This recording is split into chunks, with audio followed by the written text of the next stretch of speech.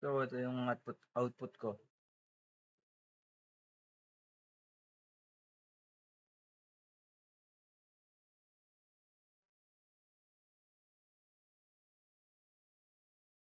Dito yung mga sagot or yung mga ita-type mo. Ito yun. Tapos,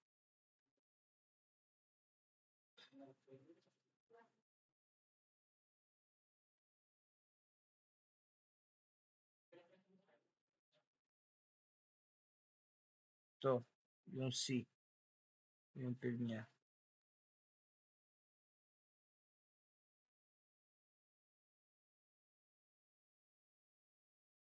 Iba siya dito.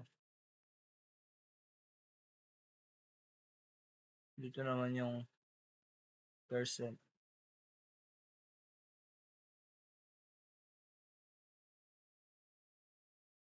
Just ito yung plus. Dito.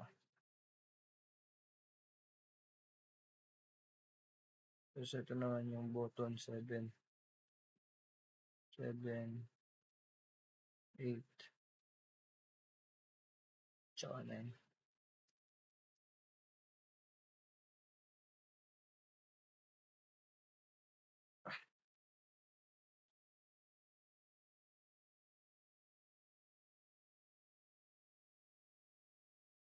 Ito naman yung mga button 4, 5, 6.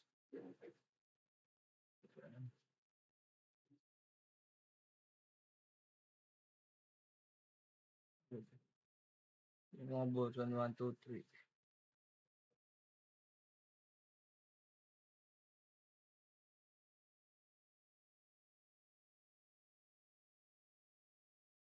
Tama yung button 0.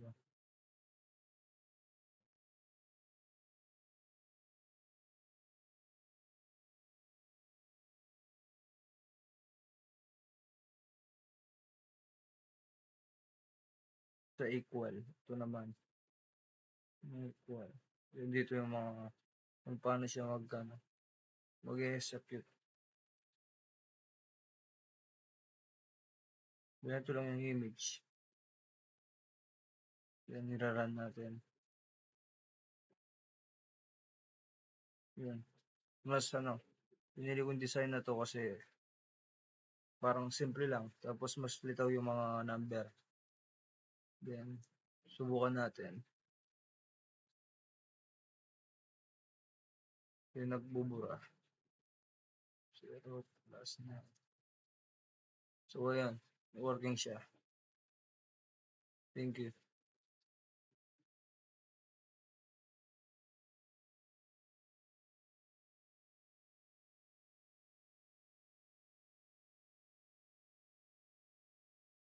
Gumagana lahat. Accurate yung mga sagot niya.